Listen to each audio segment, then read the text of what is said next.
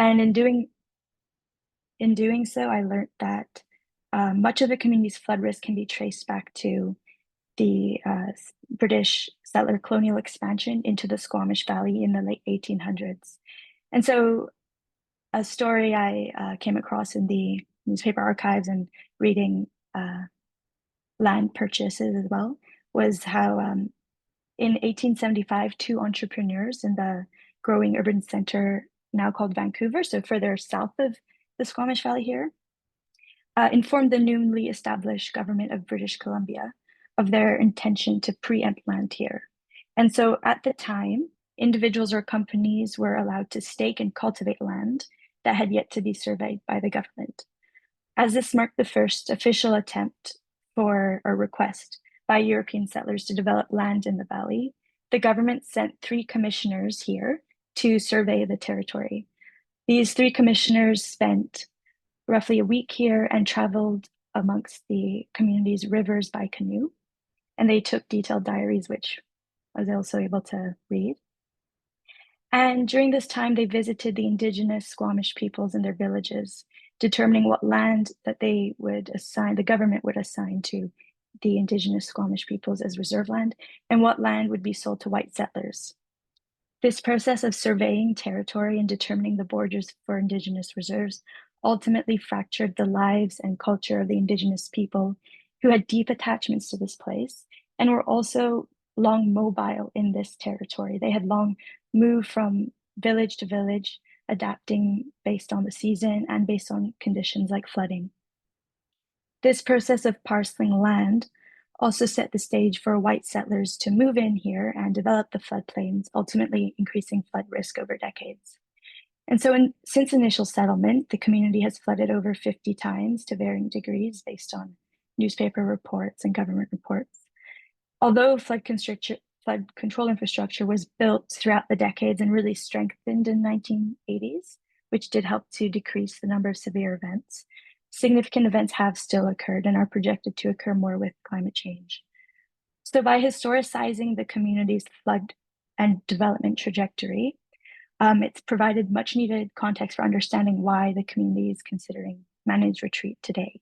Specifically, managed retreat was being considered to not just adapt to the future and present concerns of climate change, but also to respond to the past and ongoing effects of settler colonial land use and water management practices that attempt to fix development in place without regard for nature or indigenous peoples. This finding echoes the important work by Kyle White and colleagues into indigenous mobility traditions, and they call for more of the climate mobility literature to address the enduring impacts of settler colonialism. And I also think that was touched upon in the opening talk today. So I expected the historical research part of this project to end there, but I was surprised that there was much more to this story. I never found discussions of managed retreat or relocation in official community histories, but other sources show that there were roots to this idea in the community. For instance, in a letter to a local newspaper in October of 1958, seen on the left, a concerned resident wrote about the dire flood situation here. They claimed that without better flood control in the form of dikes, that the provincial government should, quote, institute an assisted program of relocation of all settlement on the bottom lands, moving the village of Squamish further up the valley, end quote. And today this would be called managed retreat or planned relocation, or a variety of the different terms there. Besides looking at newspapers, I also read former master's theses and found similar discussions in their work as well. I found at least 3 master's theses from UBC, so the same institution where I recently graduated from. And they discussed to differing degrees relocating the main community in the south further north. In 1964, a group of community and regional planning students at UBC even sketched out a relocation plan for Squamish, and they had worked with the local government at the time as well. As seen in the map, they recommended that the area encompassed by the red circle, where the downtown was located, should instead transform into the industrial area because this may be more suited to handle flood events, according to them. And they further recommended that the downtown be rebuilt further north where the green circle is on the map. That relocation proposal never was never realized, and so the downtown remains where it was, where two rivers meet the ocean, so exposed to river and coastal flooding. While these proposals never materialized, they nevertheless show that there were efforts to challenge the long-standing flood management strategy of building flood control infrastructure and then rebuilding them when they failed. And so understanding these historical roots of managed retreat also challenged claims that managed retreat is a new, controversial, or unthinkable idea, which tend to be brought up to dissuade its consideration. So throughout this project, I developed a conceptual framework to help bring some of these insights together. And I came to think of managed retreat as well as the use of historical methods in understanding flood risk as a process of deconstruction. On a basic level, managed retreat is a process that physically deconstructs infrastructures and communities, undoing development in one place and rebuilding it elsewhere. And the two different managed retreat examples within this community I presented show how this physical deconstruction can vary. They can target very different subjects and be pursued at different scales.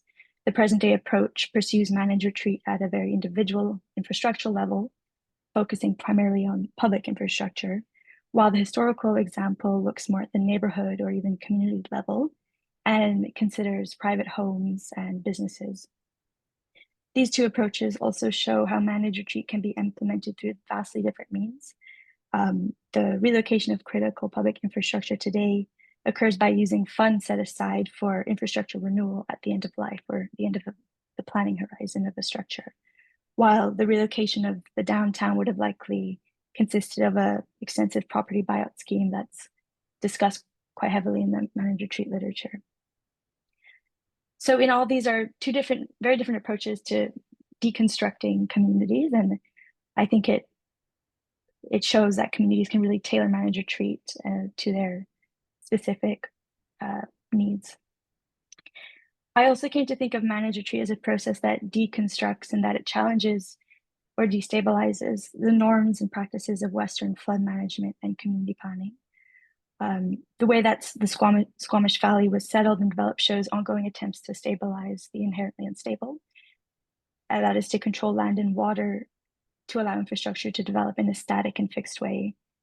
Managed retreat, however, suggests that this development cannot necessarily be as static and must instead be mobile and adapt to changes in nature, including flooding.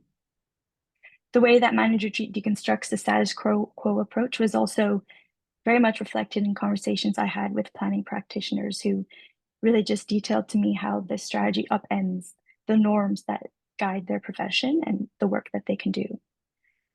And finally, with the history I presented today that shows why the community is considering managed retreat, but also surprisingly that it's actually not a new idea in the community. I also hope to impart that historical methods can play a vital role in helping researchers and practitioners understand the challenges and opportunities of the strategy.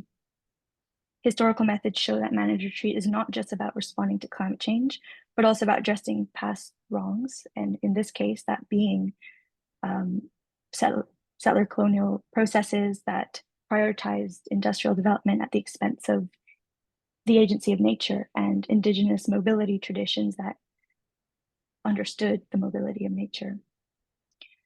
For this study as well, historical methods were vital in providing a window into historical debates around how the community should manage water. While ultimately flood control was and still is the primary approach, the past proposals of relocating the downtown show that this status quo was challenged decades ago, just as it is being challenged today. This may be frustrating, realizing that the community, or we in general, are still having the same conversation that was had decades ago.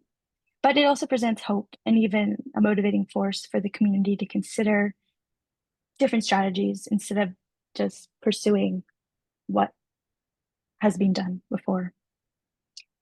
And so I just like to end that, I propose that leaning more on historical methods will bring serious value to the conversation and practice of managed retreat and resilience more broadly.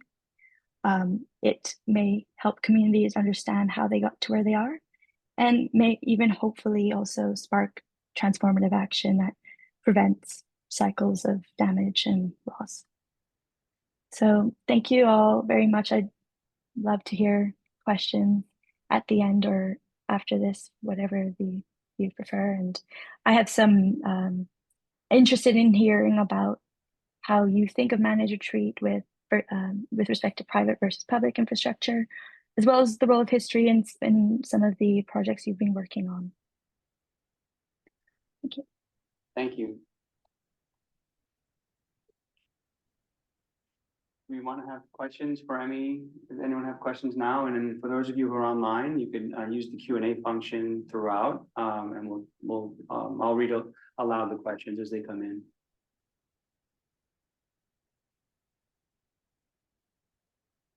Okay, well, you can. Well, I have a comment. Yeah, sure. So my name is Shirley Ronquillo. I'm a community organizer in Houston, Texas. And we had, in Houston, we had the largest mandatory buyout. And one of the communities was a community that had voluntary buyouts several times throughout the years. And, you know, the houses were at 6 to 8 feet high and so much had been done.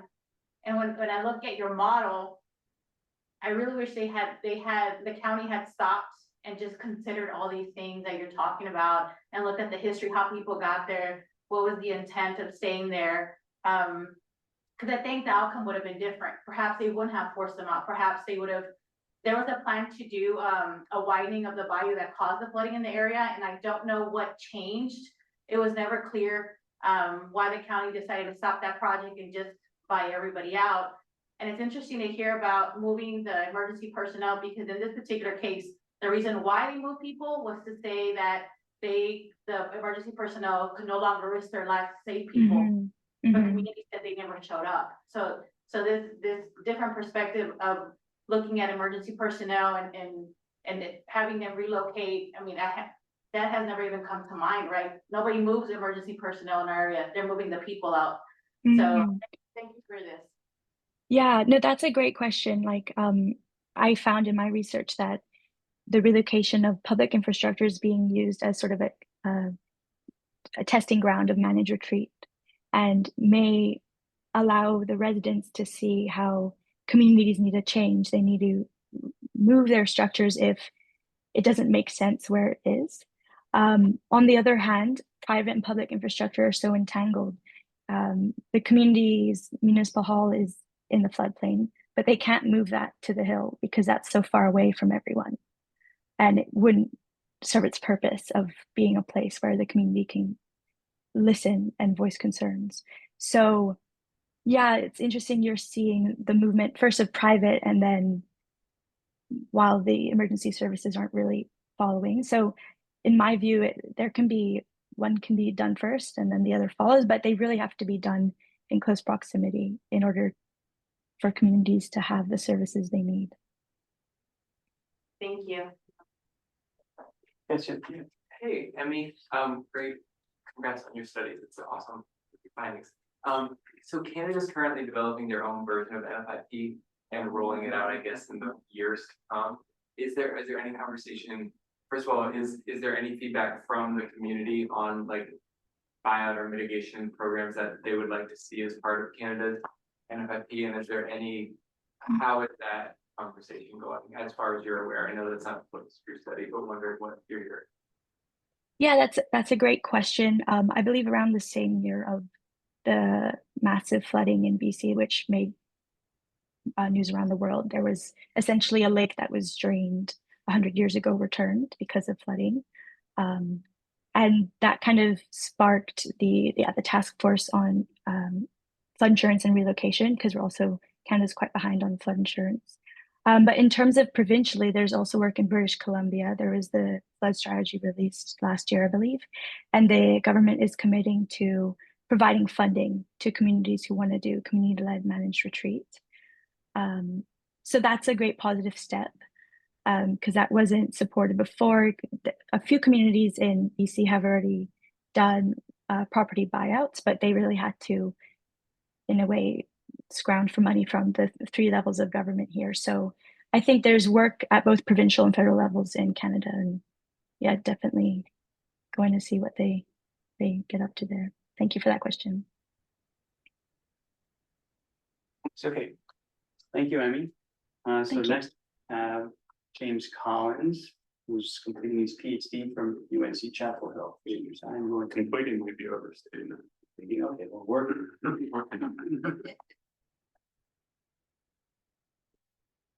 Okay, so let's see. And do you want?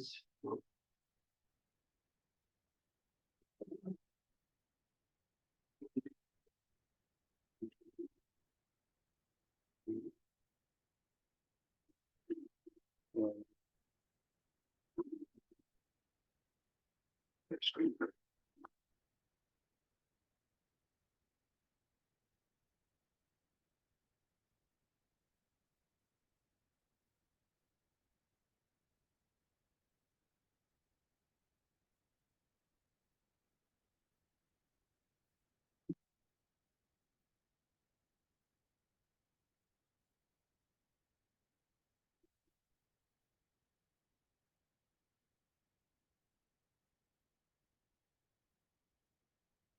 Let's see. Okay. I think B should work or probably something. Get out of here. Great, thank you.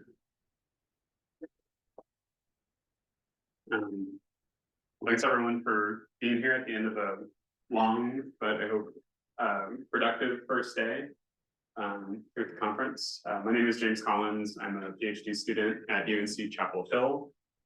Today I'll be talking about the price of paradise, how rural residents of North Carolina are seeing chronic coastal flooding impacting their day-to-day lives and how they are adjusting their mobilities to stay in place in the long term. So we expect that chronic coastal flooding will happen more often in the future, and that's a term that we use just to describe any amount of water that's coming onto land outside of a major event like a hurricane. It has many drivers, and we use that term to talk about water on land regardless of the driver, but some of those things are like sea level rise, wind, rain, issues with drainage systems not performing. It's happening globally, it's happening nationwide, but one place where we see it in North Carolina in our backyard is in Beaufort, North Carolina, where saltwater backs out of storm drains and onto the historic Main Street, flooding businesses, causing hazards for drivers.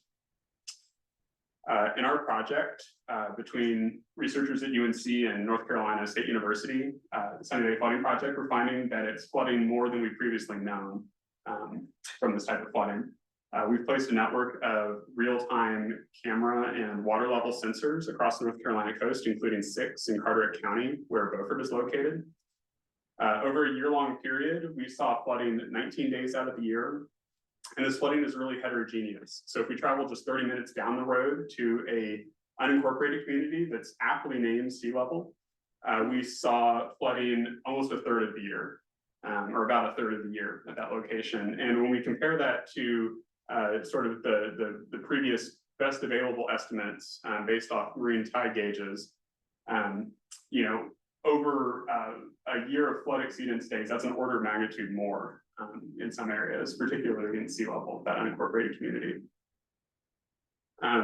So my work in this has been exploring how this chronic coastal flooding is impacting people's mobilities.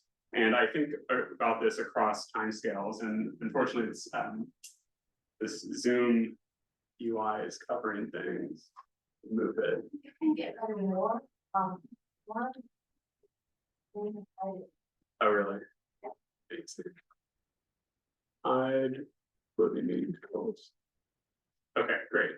Hopefully I don't regret that. So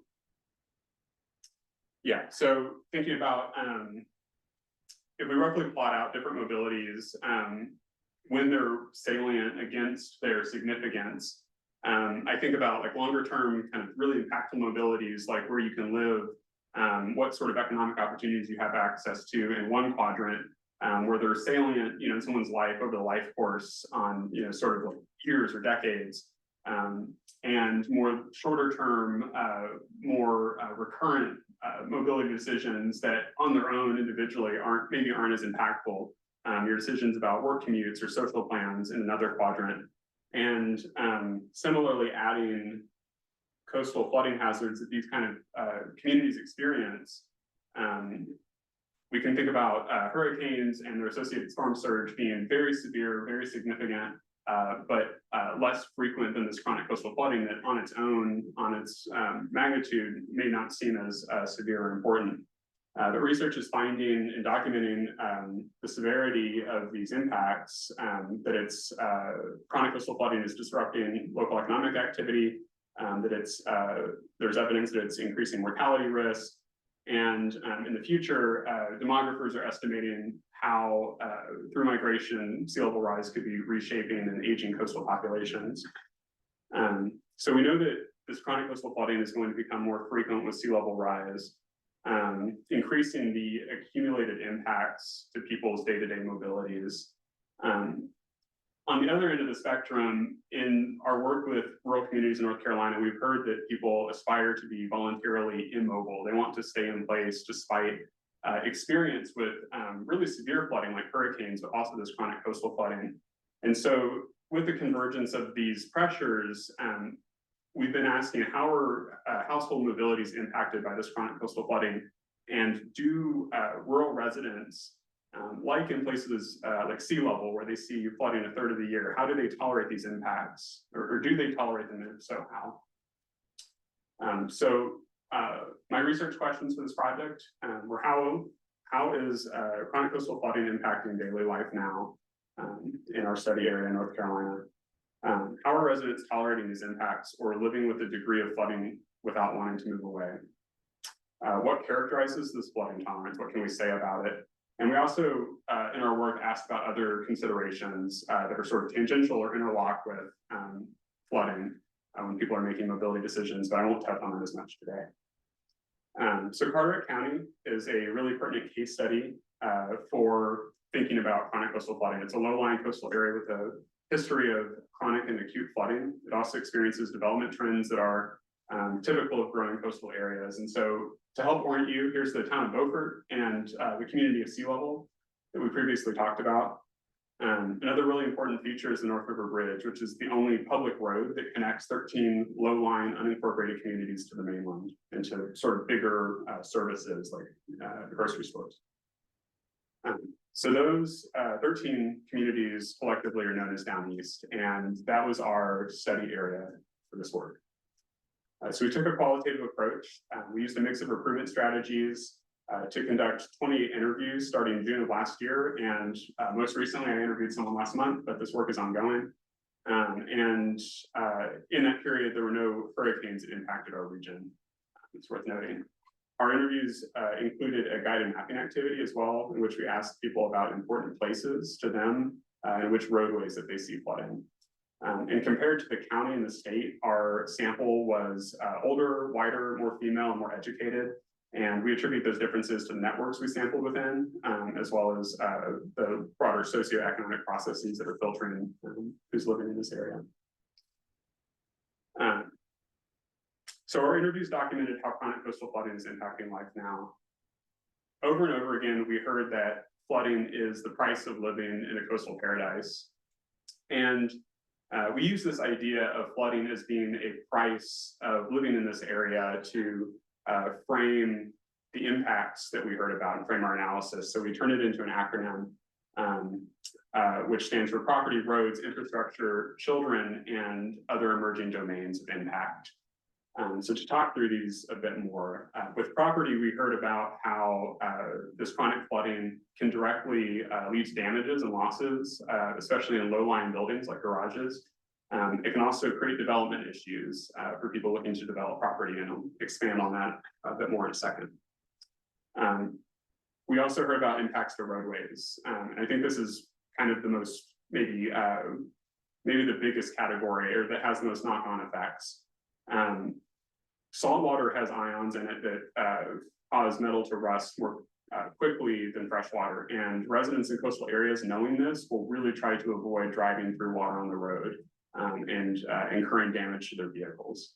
And so on these low-lying roadways, we heard in many of our interviews that once a roadway is covered with water, it doesn't take very deep water for that roadway to be functionally inaccessible for residents, for them to really start to think about just turning around and staying home. Thinking about infrastructure more broadly, we heard about impacts to internet junction boxes that created disruptions in broadband access. Another really big problem that has been especially looked at on the Outer Banks in Miami, but that we were starting to hear about in this area as well, is septic tank failures. And so when groundwater elevates, when soils become saturated in association with this type of flooding, septic tanks cannot drain properly, they back up.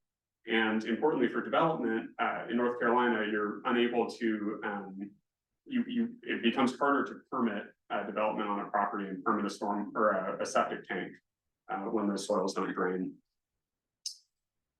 We heard about impacts, especially around children. We heard about disruptions to classes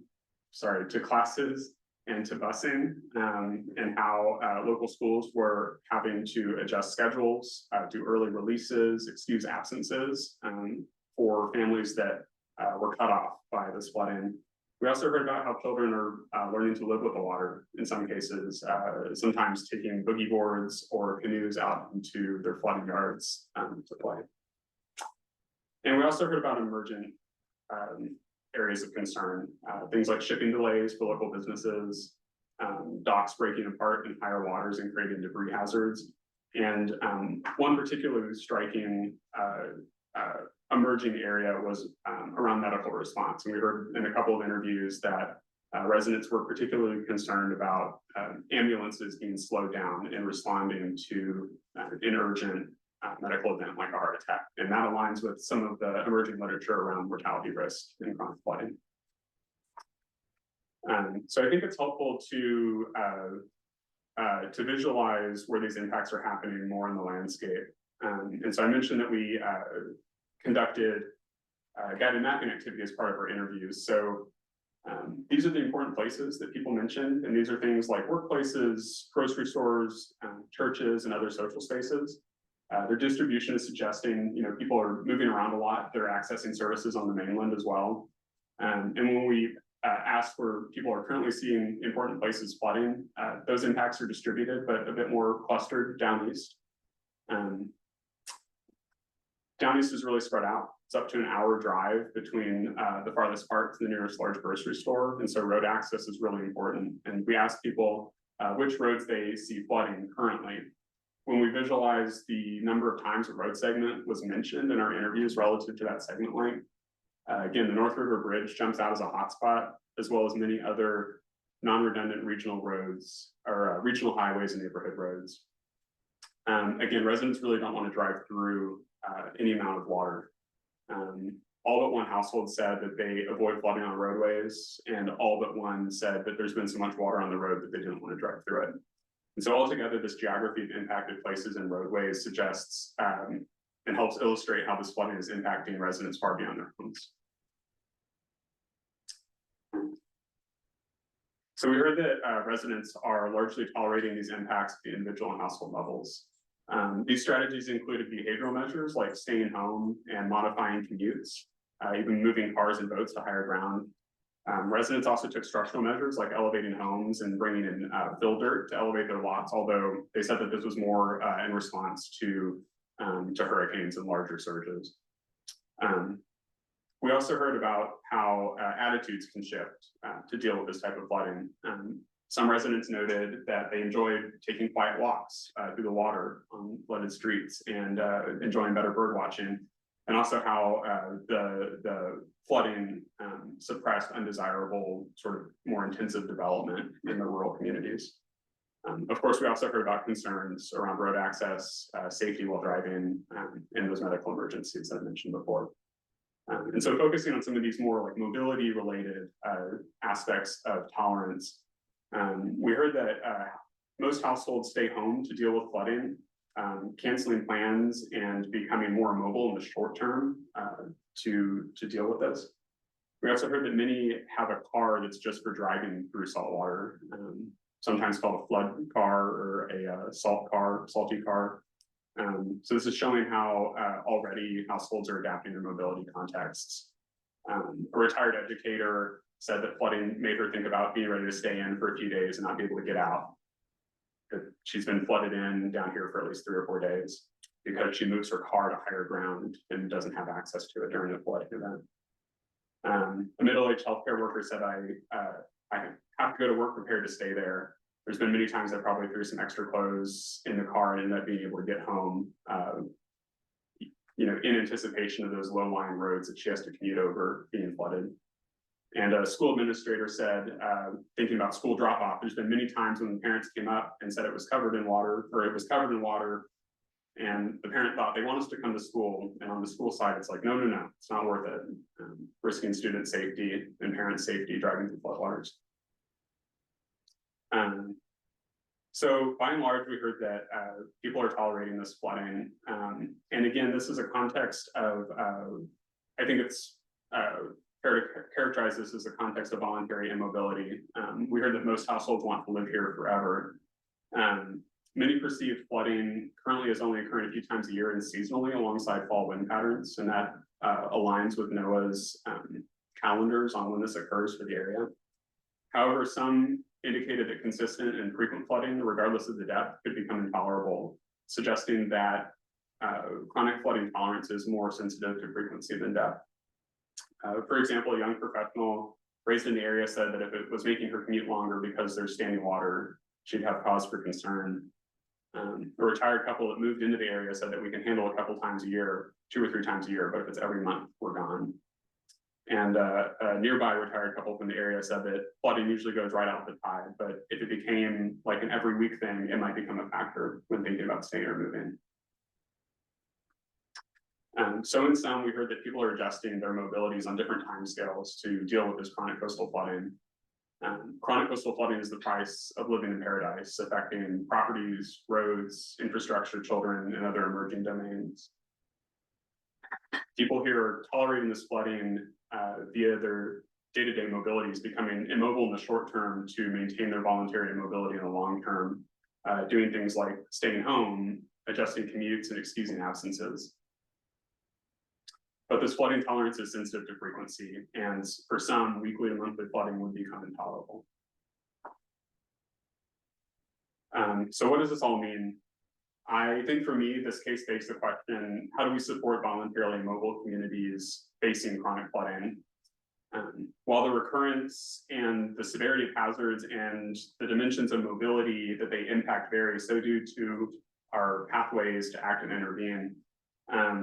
Up until now, we've been good about developing funding mechanisms, or we put a lot of energy into developing funding mechanisms and programs for responding to these really large hazard impacts.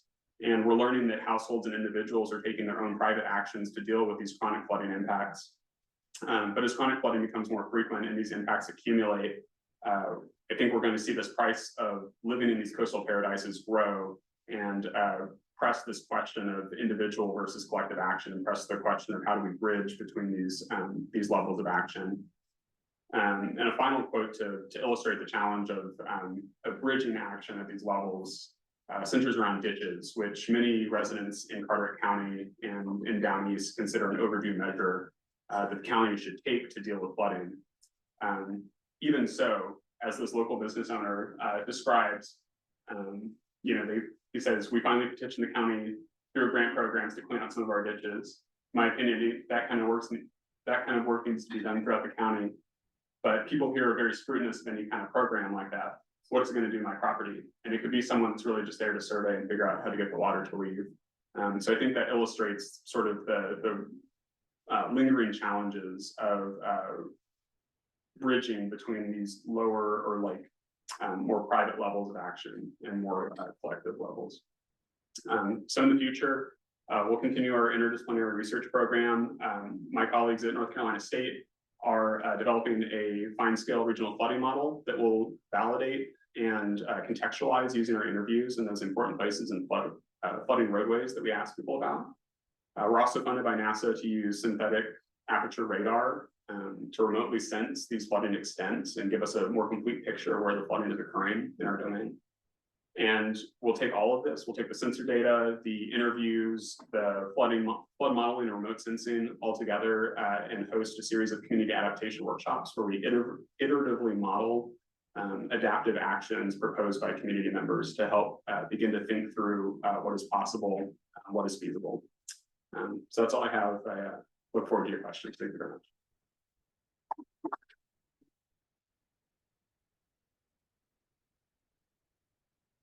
Questions? I'm new to this space. Oh, sure. Can you tell me what a synthetic aperture model is? Yes, I can try. Synthetic aperture radar is it's a satellite-based way of imaging the Earth's surface, and the synthetic part of that is based on the movement of the satellite, and so basically like the timing of when the snapshot starts and stops is how they create a parameter on that image. So that's where the name like synthetic aperture comes from. But essentially it's a way of, it's a type of satellite imagery of the Earth's surface. Yeah.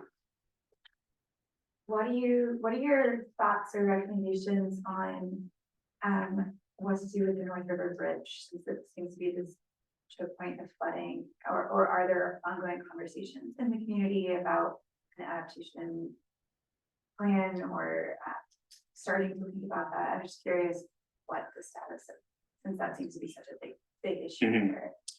Yeah. The North River Bridge, so the bridge itself, it has a long bit of highway, relatively like long sort of lead up to the actual bridge span that goes over open water. And it's that lower line lead up road and the sort of surrounding highways that are where we've heard that there's flooding.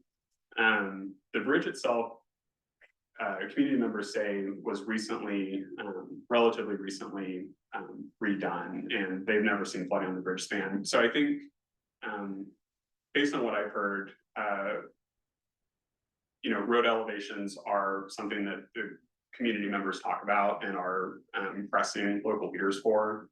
And given that it is that the North River Bridge and those surrounding roads are sort of a choke point, it seems like potential, you know, first step or first road to elevate would be those lower lying sections around the bridge.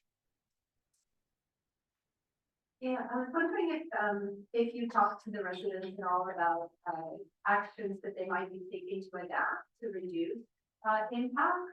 Did you hear anything about you mentioned that they might have a dedicated car for driving for flooding, so that's one example.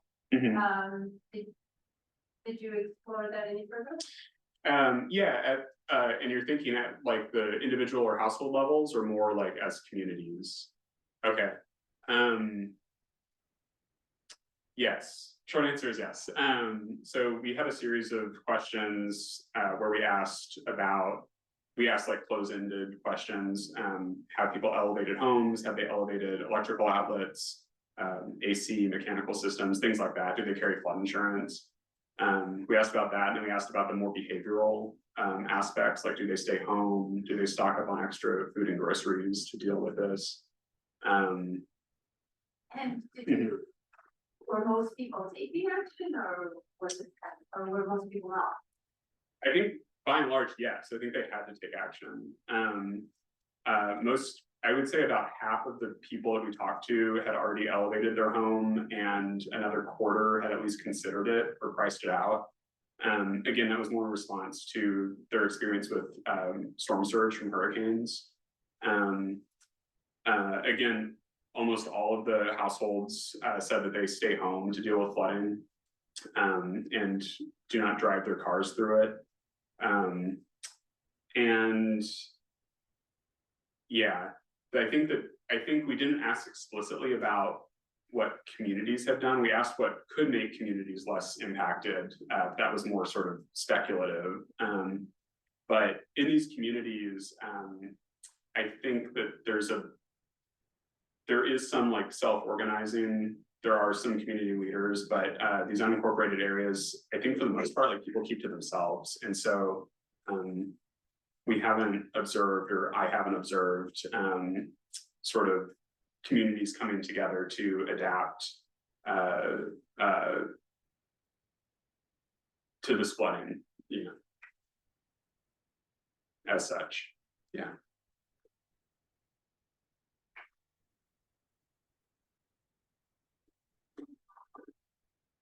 Great. Thank you. Thank you, Jim. I'm easily aware that I'm the last thing between you and dinner. We're running late. We're supposed to, be done by 30. Presentations are supposed to be 15 minutes.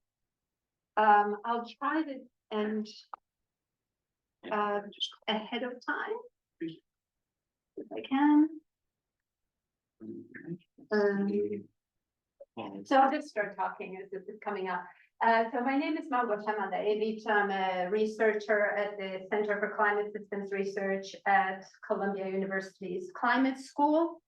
And I'll be summarizing some results from 3 different projects, all of which are in one way or another working with decision makers to develop information that can help decision makers identify most effective strategies for adapting to flooding that are most effective for their particular conditions.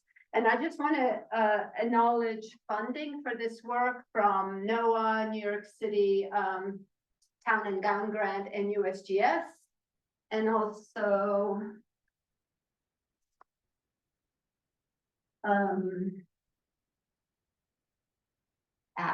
what isn't this that? You could try the laptop. Or try this and see if this thing works. James, how are you able to maybe just click on it? Okay. Okay, Yeah, there we go. All right, that's enough. So we skipped one. Yeah, so a long list of collaborators that I'm not going to list. So motivation for this work is there's a gap in both research and practice of flood resilience is good evidence that can help decision makers identify adaptation strategies that are effective for the conditions in their particular community is very limited. Decision makers are always asking us for evidence on which they can base their selection of adaptation strategies and that they can use as justification for their decisions, which they need in order to apply for funding for the investments that they're considering. And so this is a big kind of research and practice agenda, kind of progress in practice agenda. In addition, there's a gap in kind of the phases of resilience to flooding that there is evidence about. So a lot of, and that there's discussion about. So a lot of policy discussions focus on big programs such as reducing risk through big built infrastructure, seawalls, barriers, investment in big green infrastructure or coordinated relocation programs. And rightly so, right? Those are really important components of building resilience. However, they take a long time to plan, fund, and implement. So from early planning stages, it can be a decade or 2 decades or more for those kinds of programs to come online. In the meantime, flood impacts are growing quite rapidly in multiple places, and with substantial impacts on people's livelihoods. My work focuses on coastal New York State and coastal Virginia. So in these locations, relatively few residents have started to take meaningful actions to adapt to flooding, right? This was my question to you, James. You were saying that you seem to be seeing quite a bit of action in North Carolina. I am hearing from other researchers up and down the US, the eastern US coastline, that kind of New York State, New Jersey, this Northeast, it's not the only place where there's very limited action among residents. It's true more broadly. At the same time, there are kind of shorter term actions that residents can take to reduce damages that they're experiencing while they're waiting for these bigger programs to come online. So the objective here is, the objective of all of these projects is to collaborate with decision makers to develop a decision support framework that a range of decision makers across multiple communities can use to assess trade-offs between different adaptation approaches and identify what it is that they want to invest in that's effective for them. And the decision makers that we are partnering with are municipal governments, community organizations, and residents, and sometimes nonprofits. The approach that we're taking with various iterations across these three projects is through a set of 3 to 4 workshops in which we collaborate with the community to develop an assessment of vulnerability and resilience to flooding. And then we do this analysis of trade-offs of different possible approaches. And we're basing that essentially for these assessments of vulnerability and trade-offs, we're integrating community knowledge. We're doing an analysis. We've been collecting data, so household level data on impacts, flood impacts, and recovery costs. And we're doing our analysis of that and integrating that with future flood projections. And we're also developing an agent, something that's more or less an agent-based model that we hope will be useful in assessing trade-offs between different adaptation approaches, again, across multiple communities. The idea here is to develop a framework that's kind of widely usable, not for a single community, although it should be helpful in the communities that we're working in. So these are the places where we're working. The different colors represent the different projects. The completed project, most of this, I think I didn't say, is work in progress. Some of it is in early stages. The completed project is in the Rockaways region of New York City. That's this green oval here. The red ovals are particularly flood-prone areas of New York City, where we're collecting data to kind of document how flood impact and recovery costs are changing more recently, what they are in recent years. And then we're extending this work beyond New York City to a municipality and a Native American tribe on Long Island, and also a municipality and a Native American tribe in coastal Virginia, which is not on the map, because the results that I'm going to be focusing on are the New York State ones. So in all of these communities, what I'm going to present to you is a small piece of this work on which we have the most result, which is focusing on what it is that residents in these coastal areas, so the focus here is on coastal flooding, I should have said, what residents in these areas can do to reduce flood damages in their homes. This was what, in all the communities, invariably, this was the first thing that they asked us to focus on. It's like, what can the residents do? Because across the board, in all these communities, through all this kind of collaboration and co-production activities, we've been hearing very similar things, which is that the residents are aware that they should be elevating their homes, For the most part, these are low to middle income communities where most people can't afford to raise their homes. And beyond that, they're kind of stuck. Well, I don't know what else to do. So it's the government's problem to reduce my risk. Well, the government is talking about these big programs, which are going to take 10, 20, 30 years to come online. I am spending money on repairing damages from flooding every year. What do I do?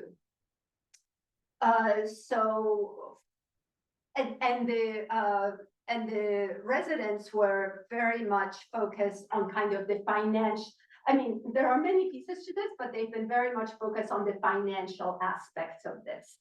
Is there anything that I can do that's going to be effective that I can afford? And so from talking to the residents, in all of these places, we have concluded that even though it's costly to adapt to flooding, so it's a resources, funding is a barrier, information is just as much of a barrier because ultimately the residents really don't know what to do. They don't have the information. And there are actions, there are smaller, less expensive actions than raising a home that residents can take. But by and large, residents are trying to take smaller actions. Some of them are trying to invest in reducing flood impacts, but the actions that they're investing in are not going to be effective. They're misusing their money, which is like one sure piece of evidence for the fact that information is a barrier.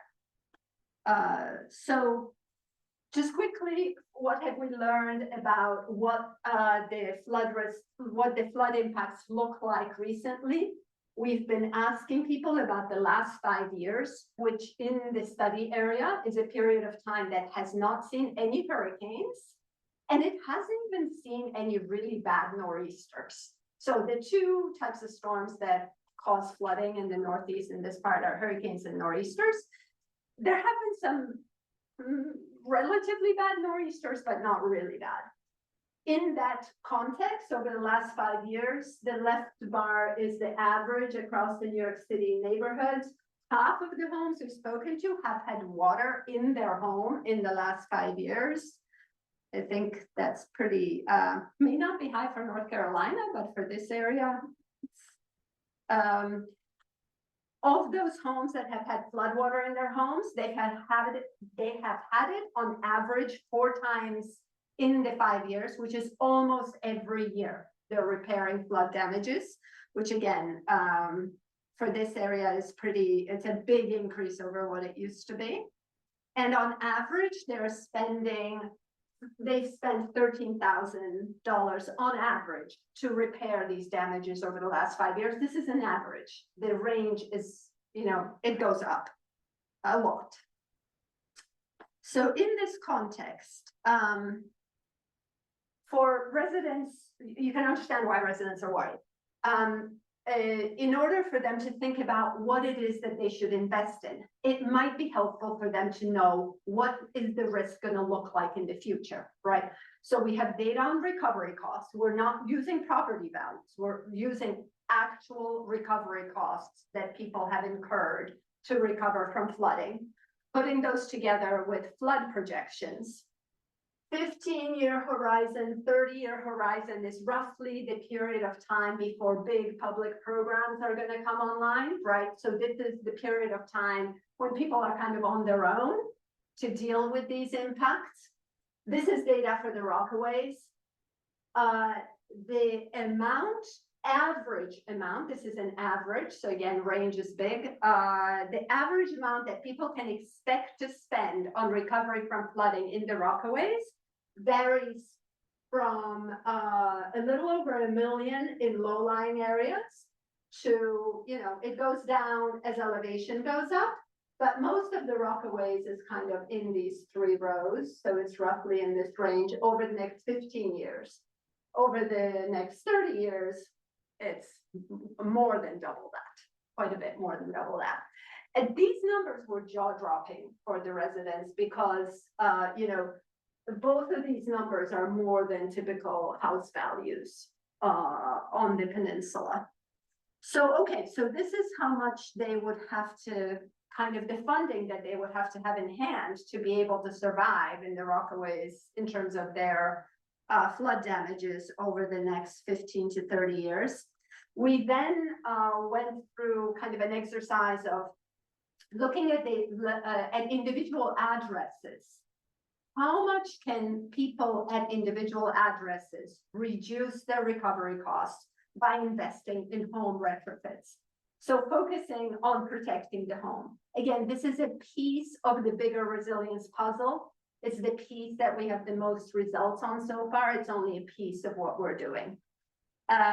So let's look at an example address where over the next 15 years, the residents can expect to spend $500,000 or almost $2 million over the next 30 years. What can they do to reduce that? Sorry, I can't see with my glasses on.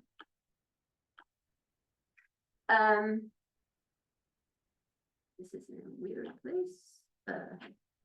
Okay, we analyzed a range of home retrofits that people can invest in other than just elevating homes, which they said they couldn't afford. So actions that are much less expensive than elevating the home.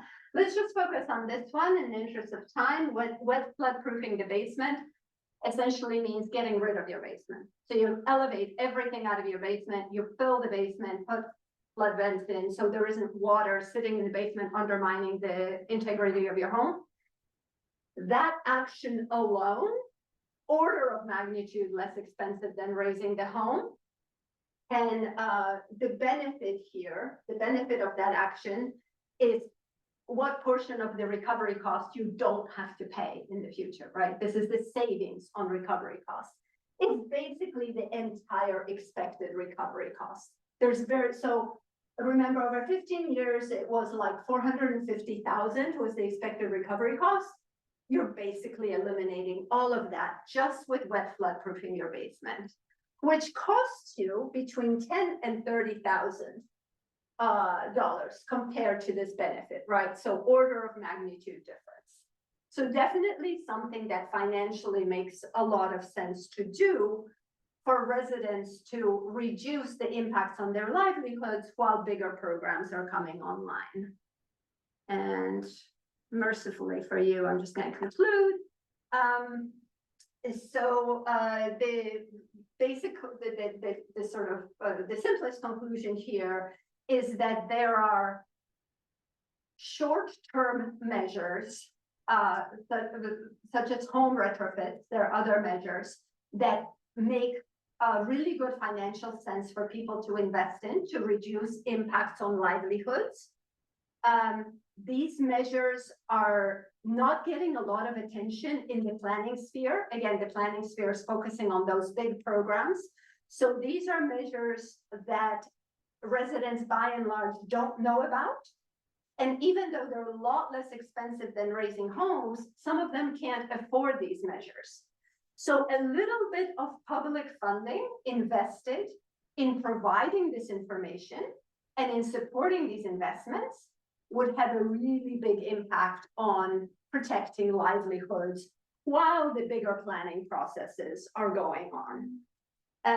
We've developed a guide for homeowners in the Rockaways as a start, but it would be really easy with not very much funding to create a tool that provides this kind of information to everyone across the entire New York State coastline. The second point is we clearly need kind of improved decision support for flood adaptation, improved planning processes that look at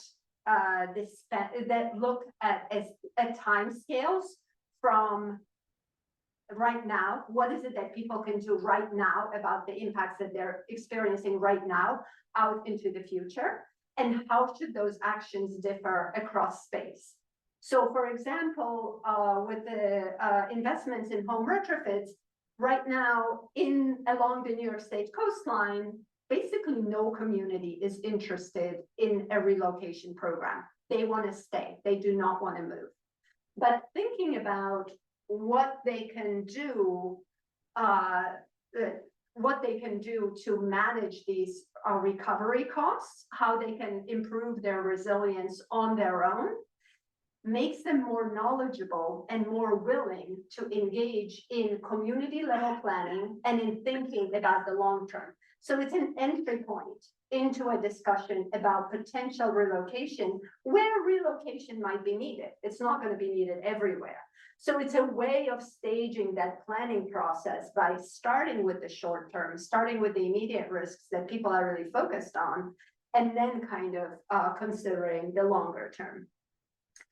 And considering menus of options, not telling people you must raise your home and then having people do nothing. We need menus of options. What I may have forgotten to say is it was clear from the data I was showing that different actions are appropriate for households at different elevations. So even across small distances in the Rockaways or any of these areas, what a household should be doing, what's the most appropriate action, the most appropriate investment, depends on elevation. It's going to be different for different households. And so there needs to be that menu perspective. We need much better data for these analyses. And just one last point I'm going to make is all of this was done in kind of collaboration, co-production with communities. That demands a lot of the communities. It demands their time, investment of time, resources. It's hard for the communities. What we're learning here is that what we co-produce with one community applies to many others. We're hearing the same thing across a lot of them. So you can undertake these co-production processes in very strategic ways, co-producing different pieces with different communities and then disseminating that across space. Thank you very much. Need your attention at this time of day. Any questions? Yeah. If you go back to your slide with the plot list, how it's that the cost.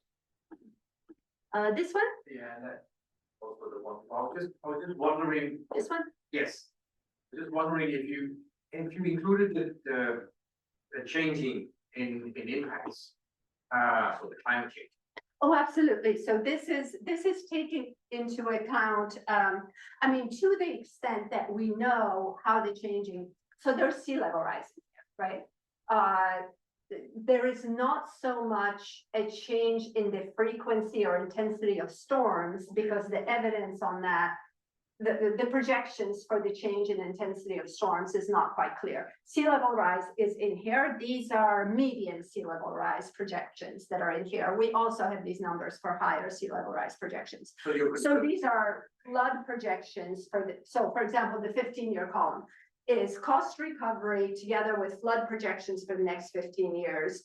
These are the expected, so the average recovery cost numbers. So data on how much people have spent on recovery in the past for different water levels put together with future flood projections to generate this. And this is for 30 years. So sorry, I did this really fast. Okay. Thank you. Yeah. Thank you, Madhu. This is great. I was just curious in the next slide, how if the cost of those repairs and the savings, were those numbers that came out of the focus groups, or did you calculate them? That's a great. This one? Yeah. The cost column? The cost column came from putting together different sources, and this data is about 3 years old now. So within the kind of inflation that we've had, this is outdated. But it's not, you know, the differences here are so huge. It's not, for this example, it's not going to make a big difference. For some other households, it would make a difference. So these we collected from a range of the community telling us what the costs are, with us checking with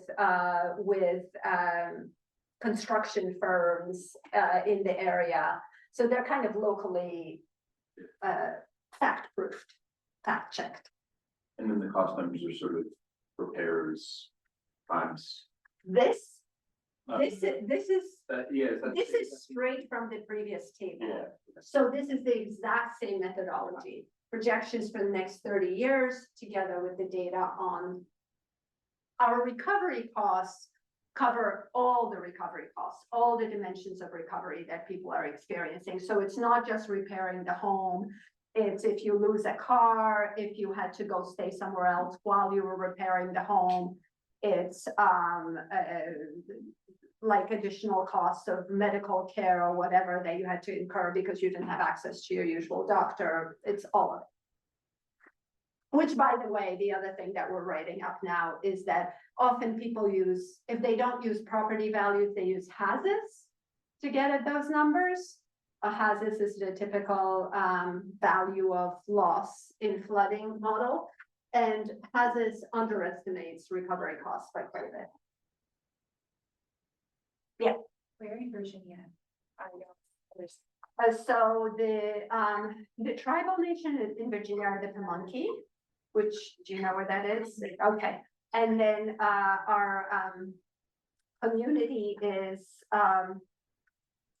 it's Lawrence Township. It's from the Pamunkey, it's kind of going towards the coast. It's on that peninsula that's right, like just northeast of the Pamunkey. Yeah, James. Could you briefly say how y'all are approaching the 3 to 4 workshops? So the first workshop is a vulnerability and resilience assessment. So that's looking at exposure. So we show our flood projections, we fact check them with the community. Where have you seen flooding? Where have you seen what intensity of flooding? So do our projections make sense? Are we missing anything? Then it's what are your main impacts? Where are they occurring? How big are they? And what are your recovery resources? So it's kind of that framework of vulnerability, that's exposure, susceptibility to harm, and capacity to recover. And then we go away and we put numbers on all of it. We do both quantitative and qualitative analysis, but we do put numbers on as much as we can, including the recovery costs that we come up with. Then the second workshop, which is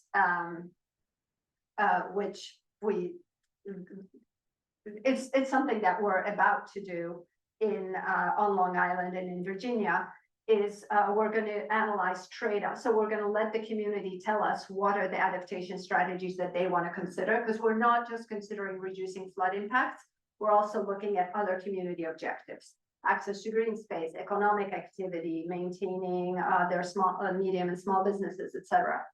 For all those objectives, what are the adaptation strategies they want to consider? Also looking at cross risks, not just flooding, but what can also help with heat waves or with other source climate change risks.